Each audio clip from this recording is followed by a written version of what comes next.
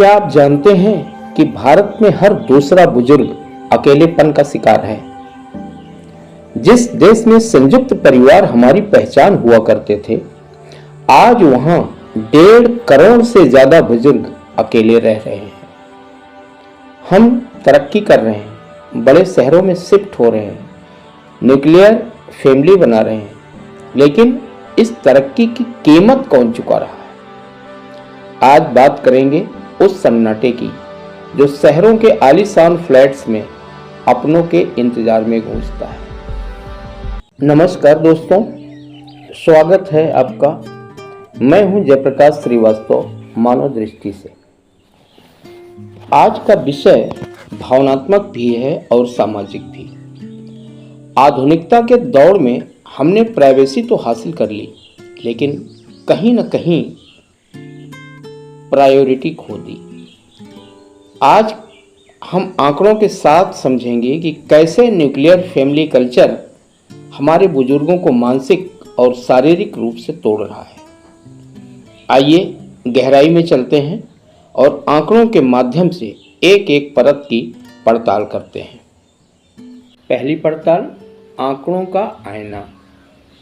LASI की report के अनुसार भारत में लगभग 23% बुजुर्ग डिप्रेशन या अकेलेपन के शिकार हैं। शहरी इलाकों में यह समस्या ग्रामीण इलाकों के मुकाबले कहीं ज़्यादा गंभीर है, क्योंकि यहाँ सामुदायिक जुड़ाव खत्म हो चुका है।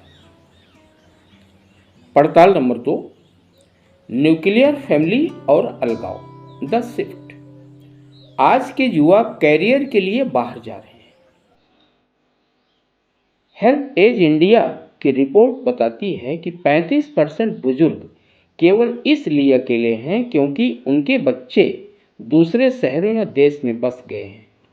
न्यूक्लियर फैमिली में स्पेस की तलाश ने बुजुर्गों को घर के कोने में समेट दिया है। तीसरा, स्वास्थ्य पर प्रभाव, हेल्थ इम्पैक्ट। अकेलापन सिर्फ मानसिक बीमारी नहीं है। शोध बताते हैं कि अकेलापन दिन में 15 सिगरेट पीने जितना हानिकारक है। अकेले रहने वाले बुजुर्गों में अल्जाइमर और हृदय रोगों का खतरा 40% तक बढ़ जाता है।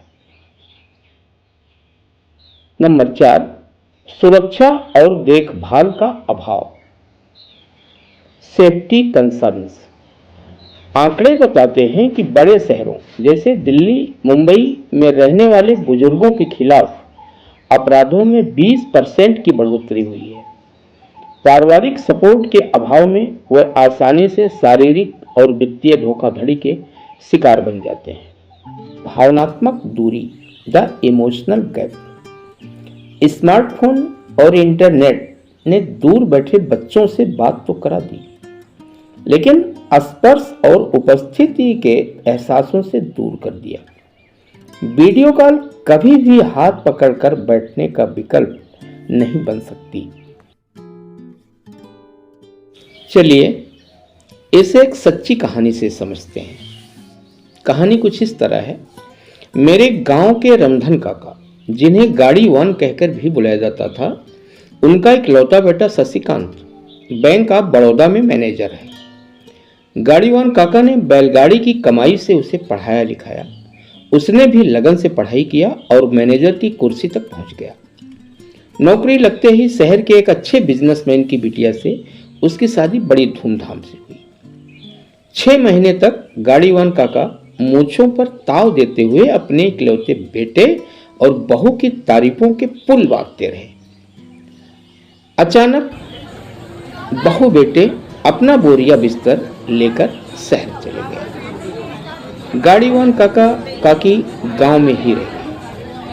पहले शशिकांत कुछ दिन तक तो आता जाता रहा, फिर खर्चे के लिए पैसे भेजता रहा और धीरे धीरे आना जाना कम कर दिया। इसी गम में काकी चल बसी। उनके क्रियाकर्म में शशिकांत एक दिन के लिए आया। उसकी पत्नी नहीं आई। अब गाड़ी 1 काका अकेले रह गए। एक दिन बेटे के इंतजार में वे भी स्वर्ग सिधार गए।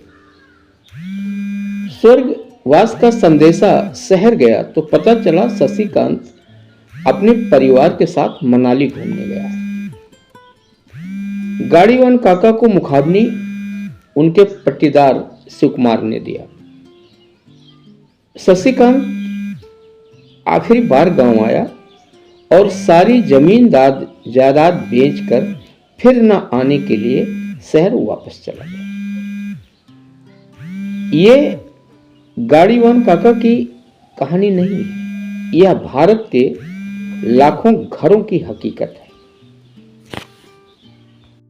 दोस्तों, कैरियर और तरक्की दोनों जरूरी है, लेकिन उस घर का क्या मतलब जिसके नींव रखने वाले ही बेगाने। अगर आप अपने माता पिता से दूर हैं तो आज ही उन्हें अभी उनको फ़ोन करें, और अगर आप उनके साथ रहते हैं तो बिना फ़ोन के 15 मिनट उनके पास बैठिए। आपका थोड़ा सा समय उन बुजुर्गों की उम्र बढ़ा सकता है। इस वीडियो को अपने उन दोस्तों के साथ शेयर करें जो जाने अनजाने में अपनी ज़िंदगी की भाग दौड़ में पीछे मुड़कर देखना भूल गए। चलते चलते बस इतना ही कहूँगा, कल जिस पेड़ की छांव में तुम खेले थे उसे लकड़ी मत समझो।